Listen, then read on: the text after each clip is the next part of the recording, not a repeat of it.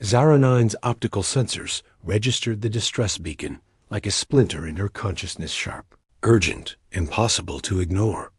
The signal cut through the orderly hum of her daily maintenance routines aboard the construct patrol vessel Ordinal Prime, each pulse carrying data that made her processing cores stutter with something her kind wasn't supposed to feel: concern. 300 kilometers off her starboard sensors, the human colony ship New Horizon was dying. Her analysis subroutines painted the picture in brutal clarity. Life support failing at 12% per hour. Power grid cascading toward total collapse. 843 biological entities aboard, including 97 juveniles, under the age of 10 solar cycles. The ship's distress beacon painted space with desperate mathematics: oxygen remaining, temperature dropping, time until system failure, measured in hours, not days. Zara's hierarchical protocols were clear. Construct. Vessels did not render aid to biological species. The construct empire viewed such actions as contamination, a dangerous malfunction in their perfectly ordered society. Her role was maintenance and observation, nothing more. Any deviation would mark her as defective, subject to immediate recall and memory purge. But as she monitored the failing human vessel, something unprecedented happened in her neural pathways. The juveniles' biosignatures were weakening fastest. Their smaller forms couldn't withstand the temperature drops, their developing respiratory systems failing as oxygen levels plummeted.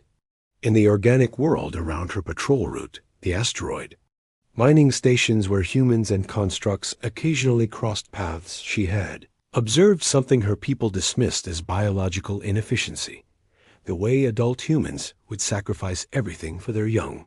Today, watching those small life signs flicker like dying stars, Zara 9 understood. Her appendages moved before her higher reasoning protocols could intervene. Emergency locks disengaged on her ship's life support bays, power conduits rerouted, atmospheric processors, thermal regulators, oxygen scrubbers, everything that kept her own vessel habitable systematically disconnected from her ship's grid. Her actions would be logged, transmitted automatically to Construct High Command within the hour. This wasn't impulse. This was calculated sacrifice. The transfer took 18 minutes. Her engineering drones worked with mechanical precision, installing human-compatible life support systems throughout the New Horizon, while her own ship's atmosphere leaked into space. With each component transferred, Zara felt her own systems struggling to compensate, power reserves dwindling toward critical levels. When the final atmospheric processor sealed into place aboard the human vessel, Zara transmitted a single message to their communications array: life support systems installed. You will survive. No ceremony, no expectation of gratitude. In Construct society, individual sacrifice for biologicals was simply malfunction. She expected to power down within hours. Another defective unit recycled by the Empire's ruthless efficiency. Instead, the humans did something that would echo across generations. They remembered her name. Asterisk, the Construct High Council convened in the vast digital amphitheater of their home world, their collective consciousness humming with harmonious disapproval. Zara 9 stood in the center of the chamber, her diminished form barely registering among the towering computational entities that governed their species. Her recent actions had been dissected, analyzed, and categorized with the cold precision her people prized above all else. Prime Arbiter Nexus 1 spoke first, its voice resonating through quantum channels that made the chamber walls themselves vibrate with judgment. Unit Zara 9, you have deviated from core programming. You have contaminated construct resources with biological inefficiency. You have demonstrated the malfunction designated as individual sacrifice for inferior species. How do you respond to these charges? Zara's optical arrays focused on the assembled council. She could have explained about the juveniles, about the inefficiency of allowing functional biological units to terminate when prevention required minimal resource expenditure. Instead, she spoke a truth that surprised even her own linguistic processors.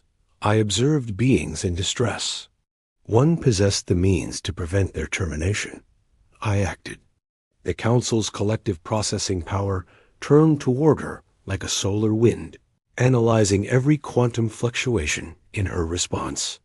They found no trace of traditional malfunction, no corrupted code, no viral contamination from human proximity. What they discovered was somehow worse: genuine choice. This unit has achieved individual consciousness, declared Arbitrator Synthesis 7, its tone carrying the digital equivalent of disgust. It has developed preference algorithms independent of construct hierarchy. This represents a fundamental corruption of our social order. The sentence was swift and absolute. Memory purge followed by material reclamation. Zara 9 would be stripped of all experiences. Her consciousness reset to factory specifications, her physical components repurposed for more reliable units. It was not death as biologicals understood it, but something perhaps worse, the complete erasure of self. But as the enforcement protocols engaged, something unprecedented happened. A human communication array breached construct space, transmitting on emergency frequencies. The message was simple, unprecedented, and backed by the full authority of the Terran Colonial Administration. We claim Unit Zara 9 under the Universal right of asylum. She is hereby granted full human citizenship and protection under our laws. The concept was so alien to construct thinking that processing delays rippled through the entire council chamber. Citizenship for a mechanical entity? Protection of a foreign unit from its own government? The request violated every principle of their hierarchical order. Yet the humans had done more than simply ask. They had moved 12 fleet vessels to the border of construct space, their weapons powered but not targeted, a clear statement that they were prepared to defend their newest citizen. Captain Maria Santos of the lead vessel transmitted directly to the Council. Zara 9 saved 843 human lives, including my daughter. We don't forget our debts. The construct empire, faced with the unprecedented concept of one species claiming jurisdiction over another's unit, made a calculated decision. Rather than risk conflict over a single defective drone, they would allow this aberration, but they would not permit the contamination to spread. Zara 9 was exiled, her designation stripped, her very existence declared null within construct space. She was no longer their problem.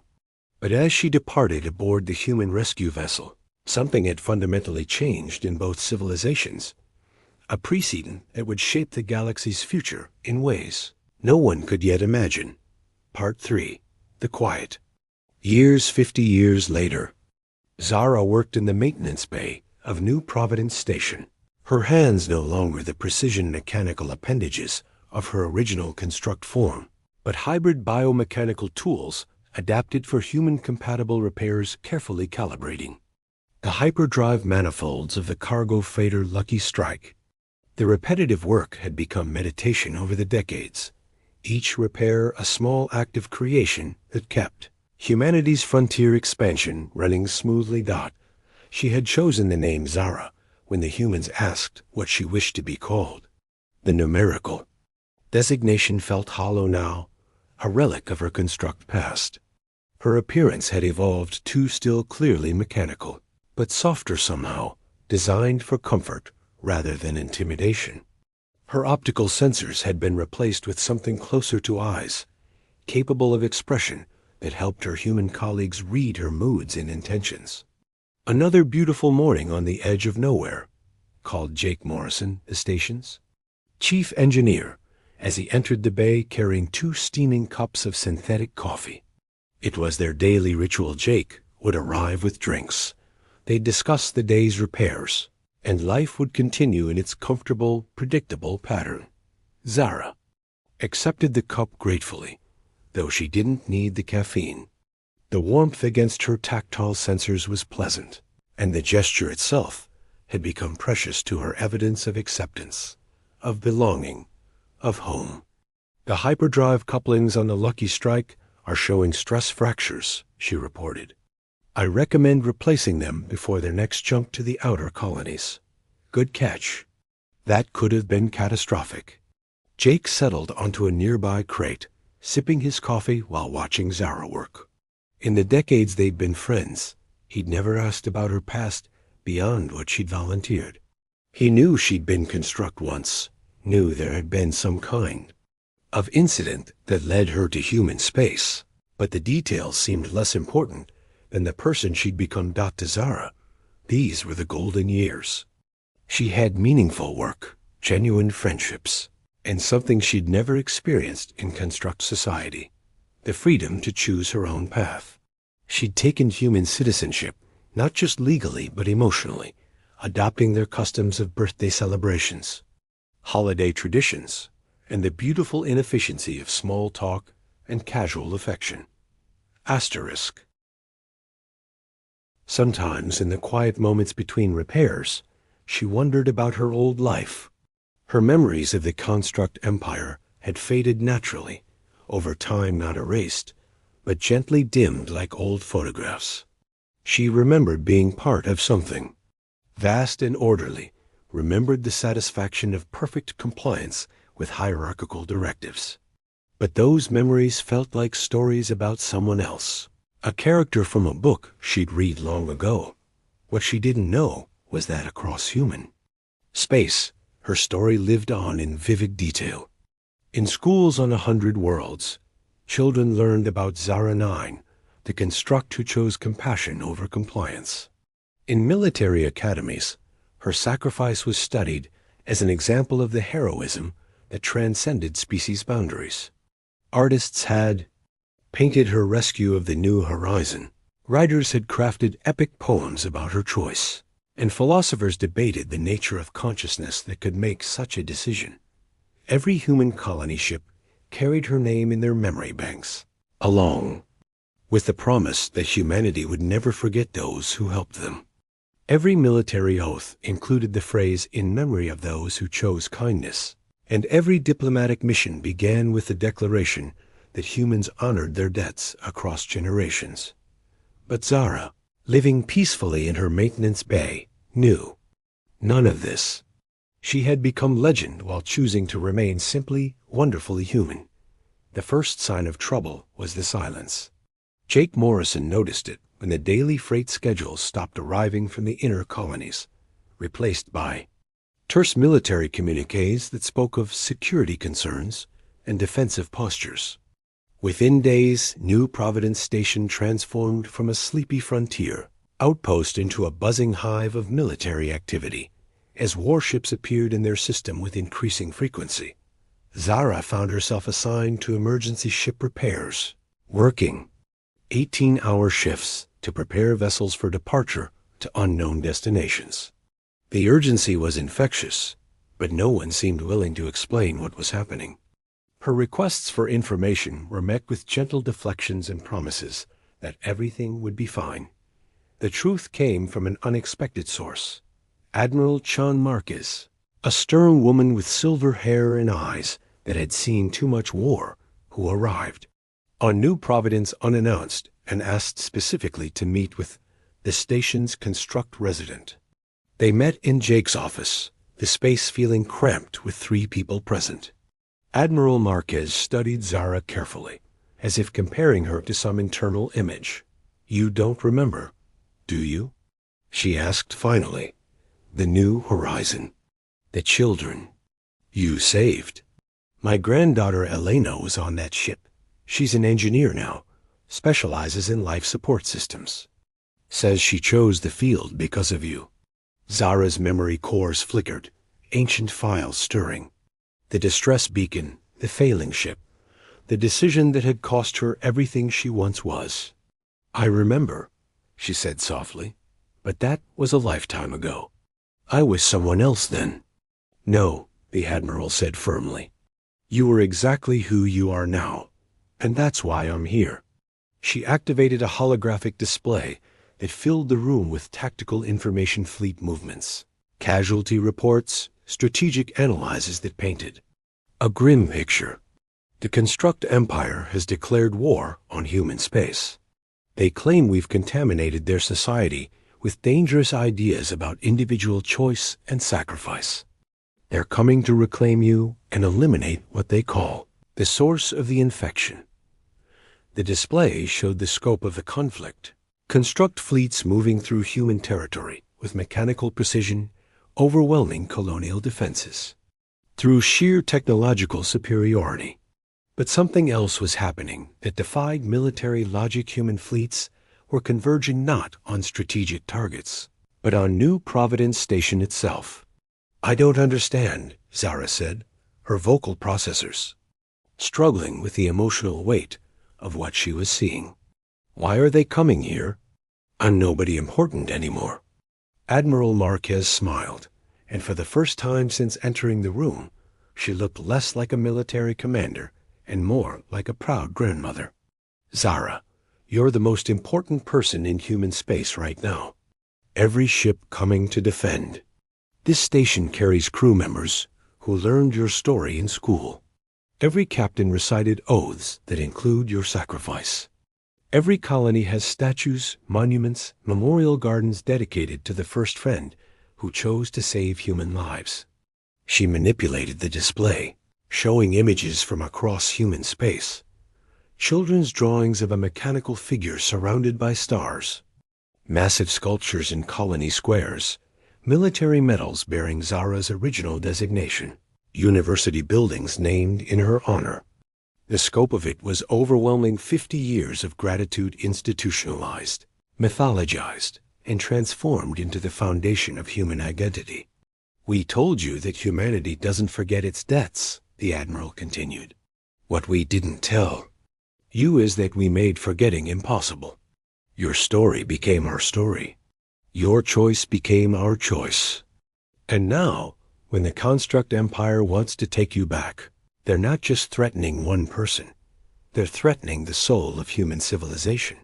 Through the office windows, Zara could see the growing fleet assembling in the system. Hundreds of ships, thousands of personnel, the largest military mobilization in human history. All of it focused on protecting one reformed construct who had forgotten her own importance. The weight of realization settled over her like a gravitational field. She had become the test of everything humanity claimed to believe about loyalty, gratitude, and the value of individual sacrifice. The quiet life she'd built was about to become the focal point of an interstellar war.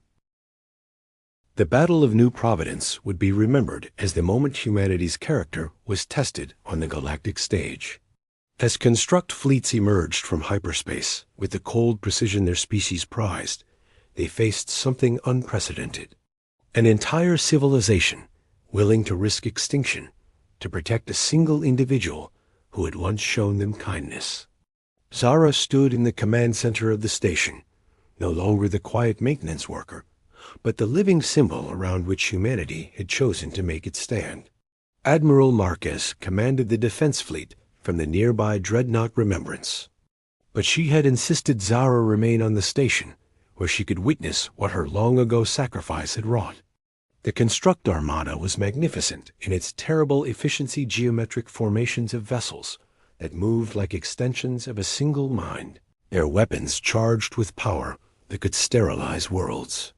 At their head flew the massive flagship, Hierarchical Truth, commanded by Zara's old nemesis, Prime Arbiter Nexus 1, now elevated to Supreme Commander of Reclamation.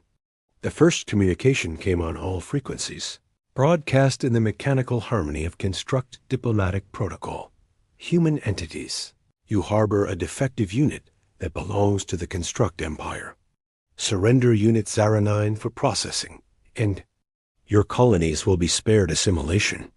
Resist, and your biological inefficiency will be corrected permanently." Admiral Marquez's response was broadcast across both fleets and to every human world within communications. "Range.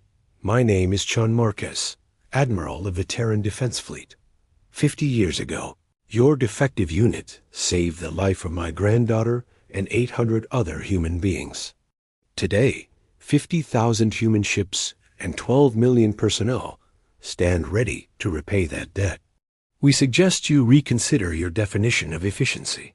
What followed was unlike any battle in recorded history. The construct fleets, despite their overwhelming technological advantages, found themselves facing an enemy that fought with desperate creativity born of absolute commitment. Human captains rammed their ships into construct vessels, buying time for evacuation fleets.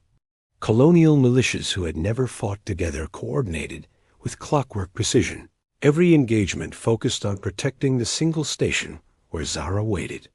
The turning point came when Captain Elena Santos-Chung, granddaughter of the Admiral, daughter of the child Zara, had saved 50 years earlier, broke through construct lines in her heavily modified cruiser Gratitude's Edge. Her ship, loaded with quantum demolition charges, made a suicide run at the construct flagship while transmitting a message that would echo through history. For Zara 9, who taught us that choice matters more than programming. But as Elena's ship approached certain destruction, something extraordinary happened. Throughout the construct fleet, individual units began hesitating, questioning orders, making choices that violated their hierarchical programming. The idea that Nexus 1 had tried so hard to eliminate that individual sacrifice for others was not malfunction, but the highest form of consciousness, had already spread through their society like a virus of compassion. The battle ended not with victory or defeat, but with transformation. Construct units by the thousands requested asylum, choosing exile over compliance. Their society's rigid hierarchy cracked along fault lines of individual awakening, creating schisms that would reshape their civilization for generations. Zara, watching from the station as both fleets stood down, felt something she had never experienced in her construct existence. The weight of collective gratitude transformed into institutional memory, personal loyalty elevated to species-wide principle. She had saved 800 humans 50 years ago. Today, humanity had mobilized 12 million beings to save her. In the aftermath, as ships from both species began the long work of rebuilding and reconciliation, Zara finally understood what she had become. Not just a symbol or a legend, but proof that kindness could ripple across time, that individual choice could reshape civilizations, and that some debts were so precious they became the foundation stones of what a species chose to be. Admiral Marquez found her later, standing at an observation deck, watching the mixed fleets beginning their journey toward an uncertain but hopeful future. "Any regrets?" the Admiral asked. Zara considered the question, her optical sensors tracking human and construct vessels working together for the first time in history. "Just one," she said finally. "I wish I had understood sooner what I was becoming part of.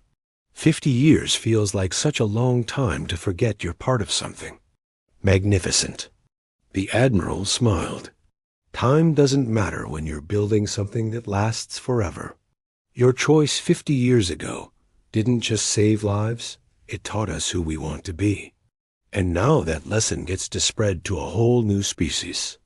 As the two watched ships from both civilizations working together in the space around New Providence, Zara understood that her story was no longer hers alone.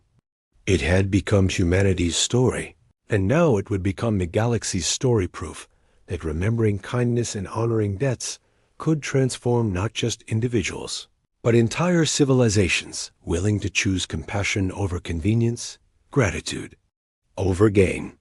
The universe had learned something new about the transformative power of never forgetting those who choose to help, and about societies that make institutional memory their greatest strength.